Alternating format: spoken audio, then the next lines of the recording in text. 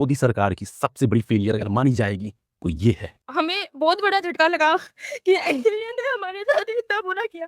जब तक इस देश में जय श्री राम के नाम पे उठ पड़ते रहेंगे तब तक ये पार्टियां, ये सरकारें हमें आपको इसी तरह से बेवकूफ बना के रखेंगी और शायद ये लीक अब कभी रुकने वाला नहीं है। क्यों नहीं रुकने वाला है? इसके पहले भी लीक नहीं रुका, अब भी लीक नहीं रुका है, अब आगे भी लीक नहीं रुकेगा। एक बार फिर से लाखों छात्रों का भविष्य लीक हो गया है और भविष्य ऐसा लीक हुआ है कि शायद ये लीक अब कभी नहीं रुकने वाला है।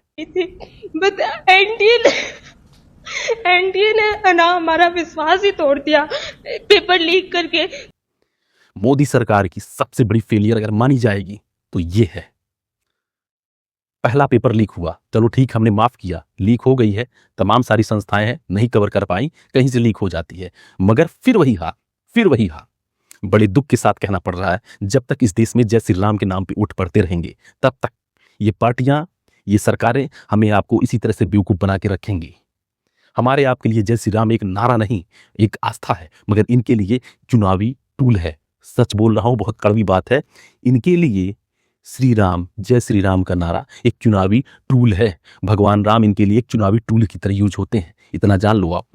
आज लाखों बच्चे इसलिए बिलख रहे हैं, इसलिए रो रहे हैं कि उन्होंने जो मेहनत किया है उसे महज एक लीक ने लीक कर दिया है, जिससे उनका भविष्य भी लीक हो गया है। और शायद ये लीक अब कभी रुकने वाला नहीं है। क्यों नहीं रुकने वाला है? इसके पहले भी लीक नहीं रुका, अब भी लीक नहीं रुका है, अब आगे भी लीक नहीं रुकेगा। क्योंकि सिस्टम तो वही है, सरकारें वही हैं, विचार तो वही है, नैरेटिव तो वही है, एजेंडा तो वही है। प्रधानमंत्री नरेंद्र मोदी जी जब 12वीं के बच्चों और हाई स्कूल के बच्चों के साथ आप परीक्षा पे चर्चा करते हैं तो जरा नीट वालों पर भी थोड़ा सा ध्यान दे दीजिए। इन पर भी परीक्षा का चर्चा 2 मिनट देख लीजिए करके। इनसे भी पूछिए कि इनके दिल पर क्या बीती है।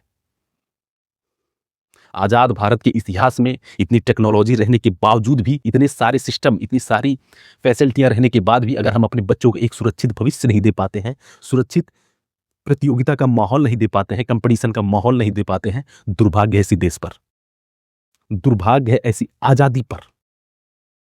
और जय श्री राम बोलने वालों, एक चीज नोट कर लीजिए, एक बात याद रख लीजिए, जय श्री राम हमारे आपके लिए भगवान है, हमारे आपके लिए आस्था का प्रतीक है, मगर इन राजनीतिक पार्टियों के लिए जय श्री राम का नारा महज एक टूल है। और इस बात को जितनी जल्दी हम आप समझ लेंगे उतने ही जल्दी हमारे आपके बच्चों का भविष्य बच सकता है। सच कड़वा है मगर बोलूंगा।